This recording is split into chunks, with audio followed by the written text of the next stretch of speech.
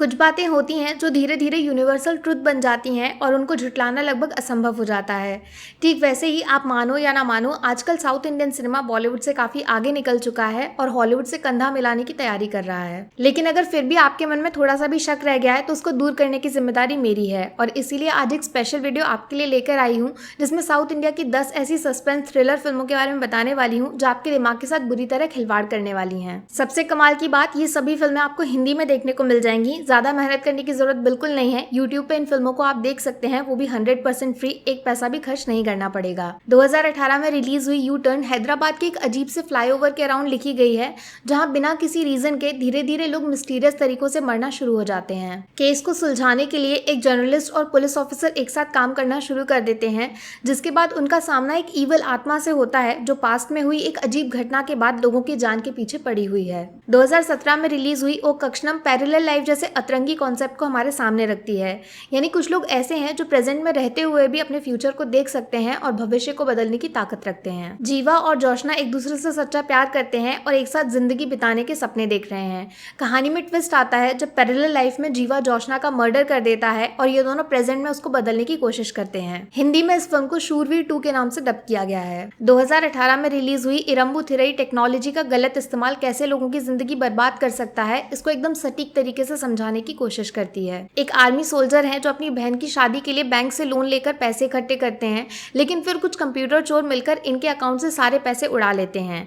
इसके बाद आर्या पार वाली लड़ाई की शुरुआत हो जाती है। हिंदी में इसको रिटर्न ऑफ अभिमन्यु के नाम से डब किया गया है। 2019 में रिलीज हुई थड़म दो जुड़वा भाइयों के अराउंड लिखी गई है, जो बाहर से देखने में तो फोटोकॉपी जैसे लगते हैं, लेकिन अंदर से एकदम उल्टा है और एक दूसरे से काफी नफरत करते हैं। कहानी में ट्विस्ट आता है जब एक मर्डर के इल्जाम में इन दोनों को अरेस्ट कर लिया जाता है, लेकिन हकीकत में कत्ल किसने किया है इसका जवाब ढूंढने में पूरे पुलिस डिपार्टमेंट का पसीना निकल जाता है। 2017 में रिलीज हुई मायावन एक अजीब सी सीरियल किलर के अराउंड लिखी गई है, जो पुलिस को खुल्लम खुला चैलेंज करके एक अतरंगी से पैटर्न में मासूम लोगों की जान से खिलवाड़ कर रहा है। फिर कहानी में एंट्री होती है एक ईमानदार पुलिस ऑफिसर की, जो किलर को ढूंढने के साथ साथ सिस्टम में चलने वाली घटिया पॉलिटिक्स से भी लड़ने के लिए मजबूर हो जाते हैं और धीरे धीरे अपने रास्ते से भटकने लगते हैं। 2018 में रिलीज हुई गोदाचरी एक सीक्रेट एजेंट के अराउंड लिखी गई है, जो देश को आने वाले खतरे से बचाने का काम करते हैं, लेकिन फिर कहानी कुछ ऐसी पलटती है कि इनको अपने बॉस के मर्डर के इल्जाम में फंसा दिया जाता है। लेकिन बात इतनी आसान नहीं है, क्योंकि इस प्लानिंग प्लॉटिंग के पीछे एक ऐसा डार्क सीक्रेट छुपा हुआ है जिसका कनेक्शन इस एजेंट के फादर की डेथ के साथ जुड़ा हुआ है। हिंदी में इसको इंटरनेशनल खिलाड़ी के नाम से डब किया गया है। 2017 में रिलीज हुई थीरन एक रियल इंसिडेंट के ऊपर बेस्ड है, जिसमें एक पुलिस ऑफिसर अपनी टीम के साथ मिलकर